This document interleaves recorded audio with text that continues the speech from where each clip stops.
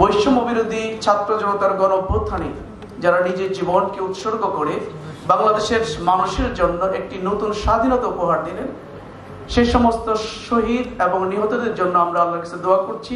আল্লাহ রাব্বুল আলামিন তাদেরকে সর্বোচ্চ মর্যাদা দান করুন, এর উত্তম যাজা দান করুন। সম্মানিত কবি, সাহিত্যিক এবং শিল্পীবৃন্দ, আমরা যে গণ অভ্যুত্থান আমরা দেখলাম 1 জুলাই থেকে নিয়ে শুরু করে 5 আগস্ট পর্যন্ত ফ্যাসিবাদী সরকারের বিরুদ্ধে ছাত্র জনতার যে গণ অভ্যুত্থান সংগঠিত, যে গণ আন্দোলন সংগঠিত হয়েছিল, এই আন্দোলনে আমাদের কবি, সাহিত্যিক এবং শিল্পী ভাইরা অনেক বেশি অবদান রেখেছেন, বিরাট ভূমিকা রেখেছেন।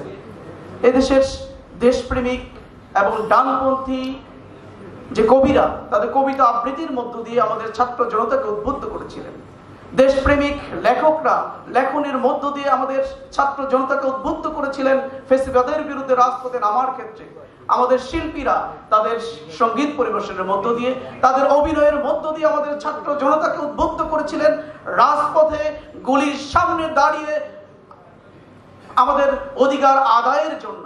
এজন্য আজকের এই সমাবেশ থেকে আমাদের দেশপ্রেমিক কবি, সাহিত্যিক এবং শিল্পীবৃন্দকে আমরা আন্তরিকভাবে ধন্যবাদ জানাই।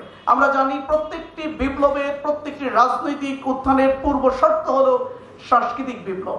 আপনারা সেই কাজটি অতীতেও করেছেন, আজকের সময় সেই কাজটি আপনারা করে যাচ্ছেন।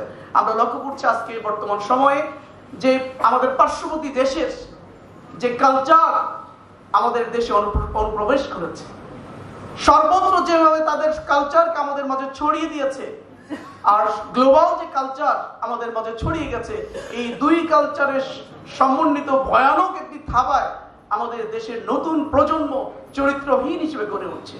পারিবারিক বন্ধনগুলো ভেঙে যাচ্ছে, সামাজিক বন্ধনগুলো ভেঙে যাচ্ছে।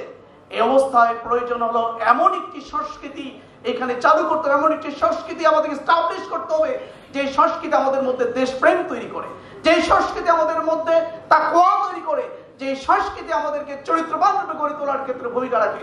সেই সংস্কৃতি পরিবেশনের জন্য, সেই সংস্কৃতি এস্টাবলিশের জন্য আমরা কাজ করছি।